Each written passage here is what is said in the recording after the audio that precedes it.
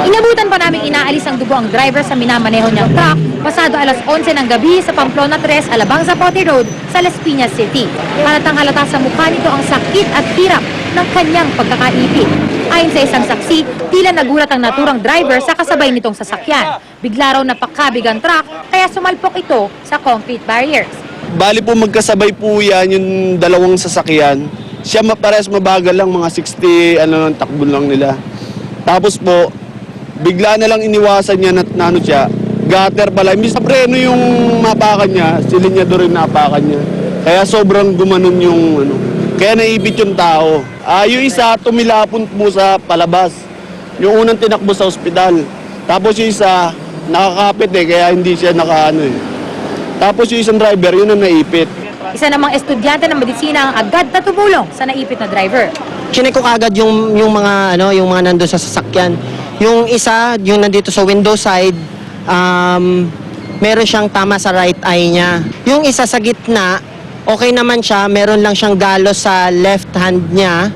Then yung driver, etong driver, nung tiningnan ko siya, basag yung ngipin niya, then naipit yung kanyang right leg sa manibela.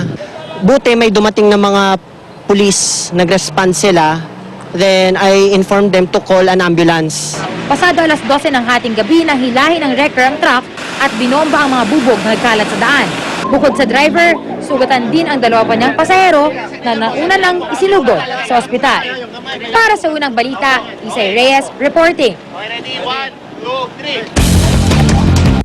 Inireklamo ng isang IT company ang isang manager ng GMA News TV dahil sa halos 7 milyong pisong tseke na nagtalbugan. Nirereklamo rin siya ng panloloko sa iba pang kumpanya at ilang katrabaho. Ginita man ng GMA na hindi nito kinukonsente ang anumang panlilinlang ng sinumang tauhan ng network. Narito ang report ni John Consulta. Dumulog sa NBI ang isang IT company na nagbebenta ng mga computer at iba pang gadget matapos daw silang maloko ng 6.7 milyon pesos. Ang kanilang inireklamo, si Angela Maurin Directo, isang program manager sa GMA News TV. Pakilala daw ni Directo, konektado siya sa Cheat Charm Trading na may tanggapan daw sa Las Piñas. Madali niya nakukuha yung loob. And alam niya siguro yung pasikot-sikot kung paano bilugin or pauohin yung kliyente. I-deliver ng kumpanya kay Directo ang in-order nitong 215 units ng laptop, desktop at tablets kapalit ng 4 na post-dated checks. Pero laking gulat na lang nila nang tumalbog ang lahat ng cheque na inisyu ni Directo.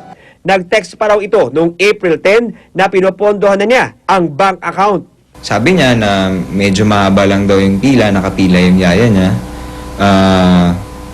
Tinawagan namin yung bangko, chinek namin kung ano yung situation sa bangko, and then wala namang pila. And then after that, hindi na namin siya makontak. Wala na, patay na yung phone niya. Pinuntahan namin yung company, which doesn't exist. Bahay pala siya, hindi kumpanya.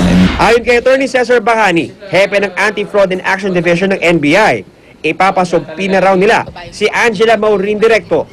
Interviewin natin, kuha na natin ng statement sa affidavit yung mga biktima, paano ba nangyari, establish natin yung elements ng crime ng estafa, yung deceit or abuse of confidence, saka damage to the victims. So para estafa to, pero kung malaki to, pwede maging syndicated estafa to. Nakatanggap na rin ang GMA ng mga reklamo ng fraud at estafa laban kay Directo mula sa iba pang kumpanya at individual, kasama ang ilang mga opisyal, empleyado at talent mismo ng network. Sa isang statement, sinabi ng GMA na hindi nito kinukonsinti ang anumang panloloko ng sinuman sa network. Nagsasagawa na rin ang investigasyon kung ginamit ba ni Directo ang GMA sa kanyang mga personal na transaksyon na inireklamo ngayon. Handa rin ang GMA na makipagtulungan sa lahat ng may mga kaparehong reklamo laban kay Directo. Kwento ni Hiron, ang modus daw ni Directo, kumuha ng mga laptop at tablet para maipasa sa mas murang halaga sa kanyang mga investors na pang-iengganyo lang pala para makakuha siya ng mas malaking pera. Ganun pala yung scheme niya, na bibili sa'yo ng units, And then, well, yung perang ginagamit doon is from her investors. I think doon sa mga co-workers niya. So, invest mo na halos lahat kung ano yung meron ka. Kasi, bulag yung amount nung pagbalik sa'yo. Sinusubukan namin kunin ang pahayag ni Direkto, pero hindi na ito pumapasok mula pa noong April 11. Hindi rin ito sinasagot ang aming tawag. Hindi pa malaman kung nasaan ngayon si Direkto, pero sabi ng NBI, kung nakaalis man ito ng bansa, maaaring hilingin ang tulong ng NBI Interpol. Kung yung bansang pupuntahan niya ay yung bansa na may extradition treaty sa Pilipinas, pwede yun. Pwede siyang mapabalik dito sa ating bansa para harapin yung mga kaso laban sa kanya. Para sa unang balita, John Consulta, reporting.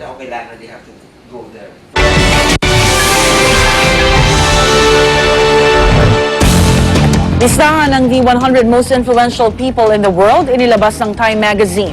Pasok sa listahan ng ilang kilalang world leader tulad ni US President Barack Obama, Chinese Vice President Xi Jinping, at North Korean leader Kim Jong-un. Kasama rin po si Catherine, Duchess of Cambridge, pati na rin ang kanyang kapatid na si Pippa Middleton. Nasa listahan din ng NBA superstar na si Jeremy Lin, gayon din ang music artists na sina Adele at Rihanna. Ayon sa pamunuan ng Time Magazine, hindi raw yaman o posisyon ang basehan sa pagpili ng mga pasok sa listahan, kundi ang impact nila sa mga tao sa iba't ibang panig ng mundo.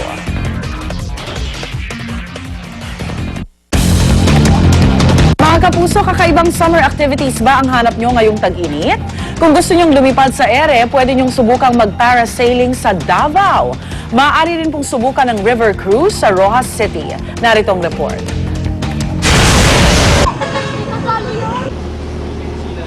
Dalawang oras na biyahe mula Boracay, mapupuntahan ang isa pang summer destination sa Capiz. Sa isang river cruise, malilibot mo na ang buong Panay River sa Rojas City. Matatanaw ang magagandang nakapaligid sa ilog habang sakay ng mga floating cottages. Perfect para sa mga mag-sweetheart. May nanghaharana pa nga habang kumakain kayo ng seafood. Kung naghahanap naman ng adventure, mag-zipline sa isang park na may 150 meters ang haba at 100 feet ang taas. Pwede ring mag-ATV sa bulubunduking Barangay Talon o di kaya'y mag-mountain bike. Sakali namang mapagod, mag-relax at langhapin ang sariwang hangin sa di kalayuang Ayagaw Beach. Kung trip mo namang sa ere magpalamig this summer para maiba, dayuhin ng Davao at mag-parasailing. Habang nasa himpapawid ka, hahatakin ng speedboat ang nakakonect sa iyong parasail gears. Fly ang guest or ang magsakay maximum nasa mga 300 feet ang yung height. Sa mga gustong mag-try, wala raw dapat ikatakot at ligtas naman daw itong fun summer ride. Happy! This is life! Sulit ang mahigit 2,000 pesos at feeling mo nang lumipad ka for 15 minutes. Ready! Ready ako! Para sa unang balita, Lala Roque reporting.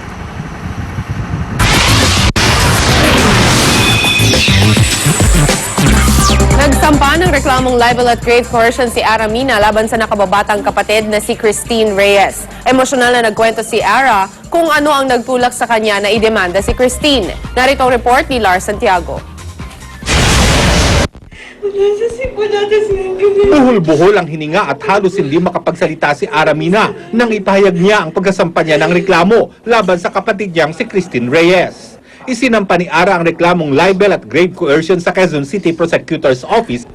Ayon kay Ara, nagpasya na siyang kasuhan ang nakababatang kapatid dahil sa mga text na ikinakalat nito laban sa kanya. Sakit sa akin ito gagawin ko kasi sikat siya ngayon. Ayoko siyang masira. Pero hindi na kaya yung masyado na niyang hinahamak yung pagkatao ko. Parang niyuyurakan na niya. Sinabi nitong sinisingil siya ni Christine kahit wala naman siyang pagkakautang dito. Bumili raw kasi sila ng bahay para sa kanilang ina at ang kasunduan nila ay babayaran ni Christine ang 1 milyong pisong down payment at si Ara naman ang maghuhulog sa balanseng 2.3 million pesos. Ngayon daw ay sinisingil ni Christine kay Ara ang 1 million pesos na ibinayad nito sa bahay kahit nasa pangalan naman ni Christine ang bahay na binili at kasalukuyang tinitirhan ng kanilang ina. Sa text rin umano ni Christine, sinabi nito kung hindi siya babayaran ni Ara ay kukunin na lang nito ang mamahaling sasakyan ng kanyang ate. Sabi ni Ara, hindi na raw pera ang issue rito kundi ang respetong dapat ibigay sa kanya ni Christine. Nagsimula raw ang masasakit na text ni Christine kay Ara noong Holy Week gamit ang sariling cellphone ng nakababatang aktres.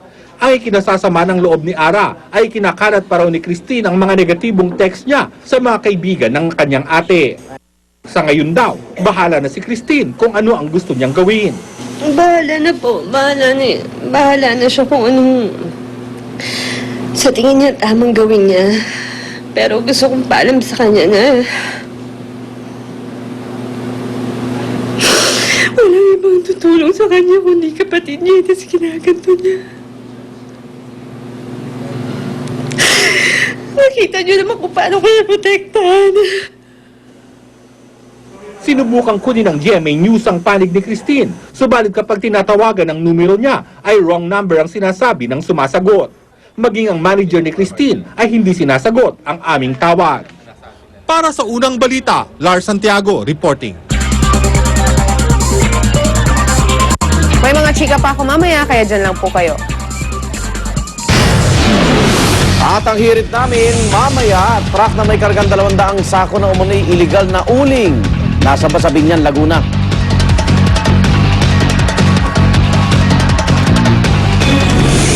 Salpukan ng 2 tricycle sa Isabela, isa ang patay, 5 iba pa sugatan. Abangan yan at iba pa sa unang balita mamaya.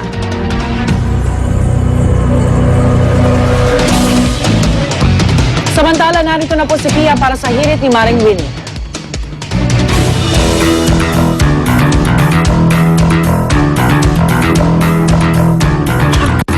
Salamat, Rhea. Mga kapuso, inibitahan na po ng gobyerno